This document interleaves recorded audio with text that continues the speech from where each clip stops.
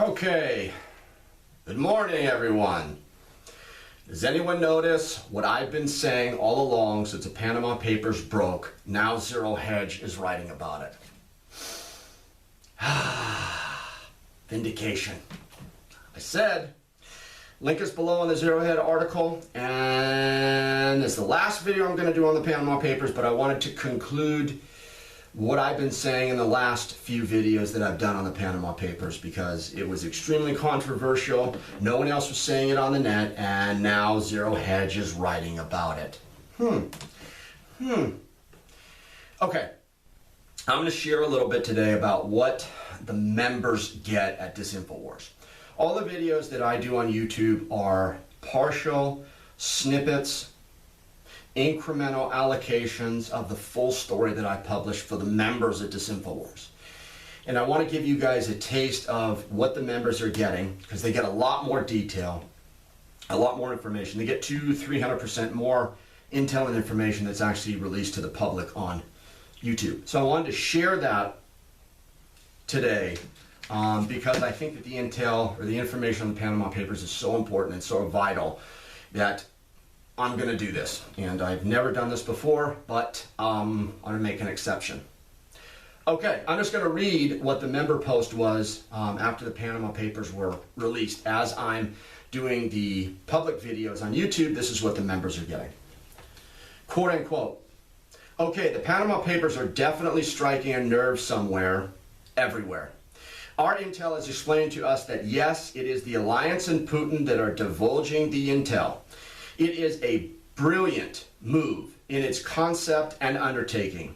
It allows Putin and company to get rid of the bad guys that have infiltrated parts of Russia, China, India, and other alliance strongholds. And it covers the source of where it's coming from and makes it look like the Illuminatis are doing it. Genius. This way, Putin and company will not get killed by people very close to him for releasing the docs. Let's go over some of the specifics and how it breaks down and where other journalists get lost in the cover story. Some journalists are saying that the Illuminatis are behind the data dump. We know that this is nonsense. Okay, there's a couple of points that I made, but I'm going to bypass that and just get to the heart of what this post is. On Sunday, German's Süddeutsche Zeitung, SZ, released the biggest leak in journalistic history, posting 11.5 million documents from a Panama law firm online and providing rare insights into a world that can only exist in the shadows. SZ said it received the law firm's documents a year ago from an anonymous source who wanted neither financial compensation nor anything else in return. So SZ got the documents from an anonymous source. Do you understand that SZ received the documents about 5 months after Snowden was granted asylum in Russia? Does anyone see the circumstantial evidence there? First, Snowden was granted the asylum with all the documents from the NSA. Then all of a sudden we get an anonymous source that shows up at SZ and just doesn't want compensation or anything else, just wants to dump the documents off. Yeah, the reason why it's incrementally, chronologically linked is because the intel's original source was Snowden. It's Snowden intel. That's what it is. The German paper turned over the files to ICIJ, International Consortium of Investigative Journalists, who obtained further documents in an investigation that followed involving 400 journalists and more than 250 media organizations in over 80 countries. Some are saying that ICIJ is controlled by the Illuminati and therefore the work done by this association is tainted and should be inadmissible. This is where it gets interesting because ICIJ actually, because of the scope, breadth, and depth of the material, brought in a total of 250 other media organizations to pursue the intel and develop the story. Now, all the other alternative media sites are not going to mention this, and they're not going to delve into it as deeply as I have delved into it. So in actuality, ICIJ had very little to do with the actual investigation. ICIJ were just the points people who administered the investigation. So in reality, ICIJ had very little to do with any of it. Only key people, a few people within ICIJ who farmed out the investigative process. Putin and the alliance have contacts, moles, in clandestine roles throughout the world. These were their people at ICIJ. This is where the cover takes place.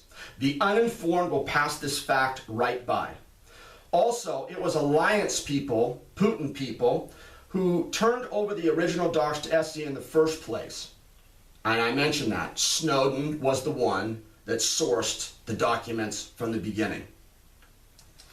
The people at ICIJ knew exactly what they were doing by farming it out to 250 organizations, because once that many individuals know about it, it is impossible to contain. Now, let me add to this. Also, when you compartmentalize things and scatter everything out, the documents over 250 different media organizations, you compartmentalize it so one media organization does not know what the other media organization is doing, what the other media organization is doing, and they all don't know collectively what they're working on.